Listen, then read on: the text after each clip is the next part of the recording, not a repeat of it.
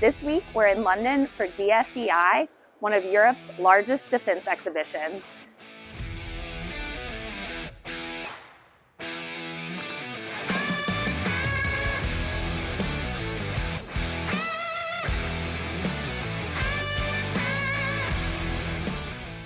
Hi, my name is Nils Peter Alisio, and I head the government business at Marine Jet Power. One of our integral parts of our business is our pod jets, and we get lots of questions about what types of vehicles and the limitations on the pod jets. Basically, we have three different pod jet sizes. We have 50, 100, and 150 kilowatts. Basically, they can go on any type of amphibious vehicles. When you talk about the amphibious vehicles, we're talking vehicles that can be 30 plus tons.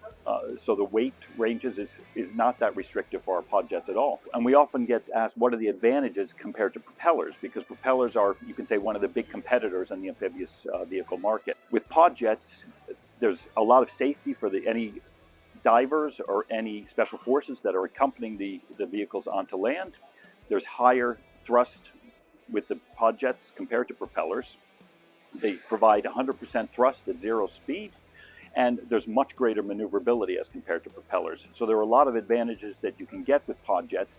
And also, pod jets are very field serviceable, so they can be removed or repaired in situ without having to take the vehicle into service at another point.